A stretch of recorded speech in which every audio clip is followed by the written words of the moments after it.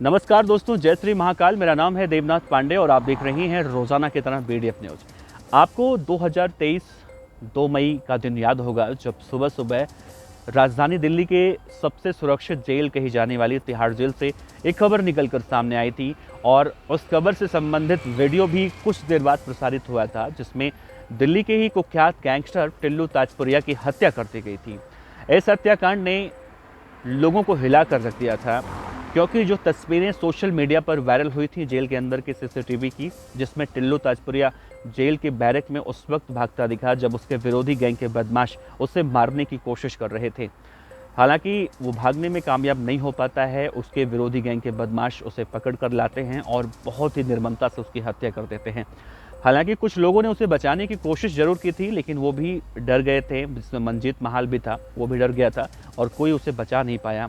इस घटना ने लोगों को इतना अंदर तक हिला कर रख दिया था कि आज टिल्लू ताजपुरिया की हत्या के 1.5 साल बाद एक बार फिर से ये केस निकल कर सामने आया है। ये केस फिर से चर्चाओं में है और टिल्लू ताजपुरिया की चर्चा एक बार फिर से हो रही है।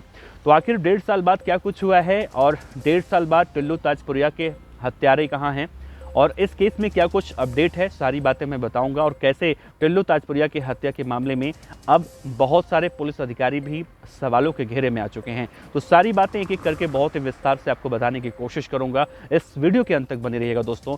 नमस्ते, जय श्री महाकाल। मेरा नाम है देवनाथ पांडे और आप देख रही हैं बीडीएफ न्यूज। दोस्तों, इस केस में सबसे पहले अपडेट की बात करें तो रामपुर के एक व्यक्ति हैं जिनका नाम है दानिश खान। दानिश खान ने राष्ट्रीय मानवाधिकार को आरटीआई के माध्यम से भी एक चिट्ठी लिखी थी कि जिस तरह से गैंगस्टर टिल्लू ताजपुरिया की हत्या हुई थी, उस हत्याकांड ने लोगों को हिला कर रख दिया था। लोग देखकर उस वीडियो को सिहर गए थे। इस मामले में तिहाड़ जेल के डीजी, इलाके के डीसीपी और बहुत सारे ऐसे लोग हैं जिनको अब कटघरे में खड़ा करता हुआ मानवाधिकार दिखाई दे रहा है। राष्ट्रीय मानवाधिकार ने कहा है कि इस मामले में अभी तक जो रिपोर्ट पुलिस ने जारी की है, वो रिपोर्ट से राष्ट्रीय मानवाधिकार संतुष्ट नहीं है और अगर टिल्लू ताजपुरिया के मामले में रिपोर्ट उन्हें संतुष्टि वाली नहीं मिलती है, आरोपियों पर कार्रवाई अभी तक नहीं हुई है, आरोपियों पर पूरी कार्रवाई नहीं होती है, तो राष्ट्रीय मानवाधिकार अपनी पूरी शक्तियों का इस्तेमाल इस केस में कर सकता है। यानी तिहाड़ जेल के डीजी, इलाके के डीएम और इलाके के डीसीपी साहब इस पूरे मामले में सवालों के घेरे में हैं, क्योंकि टिल्लू ताजपुरिया के हत्यारों को लेकर देखें तो उसके बाद एक हत्यारा तो ऐसा था जिसका नाम था दीपक तीतर योगेश टुंडा। योगेश टुंडा ने बाद में शादी भी की थी। योगेश टुंडा जो उस वक्त टिल्लू ताजपुरिया को मारने के लिए उसने सुए और चाकू बनाए थे। योगेश टुंडा, दीपक तीतर, 3-4 और बदमाश थे। इन सभी को अलग अलग जेलों में बेशक शिफ्ट कर दिया गया हो, लेकिन टिल्लू ताजपुरिया की हत्या को लेकर अब 1.5 साल बाद राष्ट्रीय मानवाधिकार आयोग सवाल खड़े कर रहा है।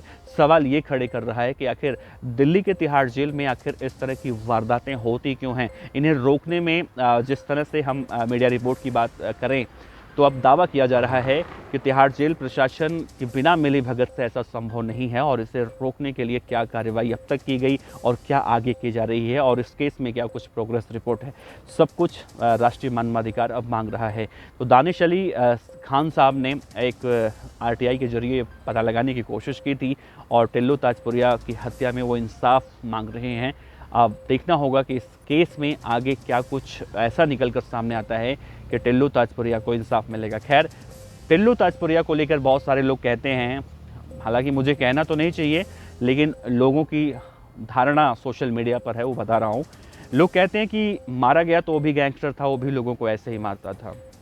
चलिए मान लेते हैं कि टिल्लू ताजपुरिया ने जितेंद्र गोगी की हत्या करवाई थी, वो भी लोगों को मारता था, लेकिन किसी को मारना इस तरह से कहीं से, यानी हिंसा कहीं से सही नहीं होती है और इसके लिए कानून है, पुलिस है, प्रशासन है, उन सब जगहों पर जा सकते हैं। लेकिन हिंसा करना, बदले के खेल में किसी की हत्या करना, वो कहीं से सही नहीं कहा जा सकता।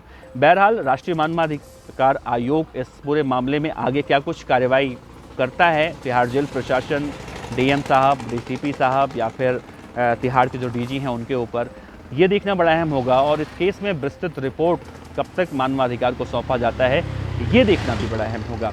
फिलहाल आपको क्या लगता है, क्या टिल्लू ताजपुरिया की जो हत्या हुई थी उस केस में क्या मामले को दबाने की कोशिश की गई, और अगर ऐसा किया गया है तो मानवाधिकार को क्यों आना पड़ा, मानवाधिकार अब 1.5 साल बाद क्यों आ रहा है। जो इस पूरे मामले में याचिकाकर्ता हैं जिन्होंने आरटीआई लगाई थी, वो दानिश अली साहब अब 1.5 साल बाद क्यों एक्टिव हुए और क्यों टिल्लू ताजपुरिया को इंसाफ दिलाने की मांग कर रहे हैं। बहुत सारे ऐसे सवाल हैं जिन सवालों के जवाब बहुत जल्दी ज़रूर मिलने वाले हैं। तो इस वीडियो पर अपनी राय दीजिएगा। दोस्तों, आपका बहुत बहुत शुक्रिया। नमस्ते। जय श्री महाकाल।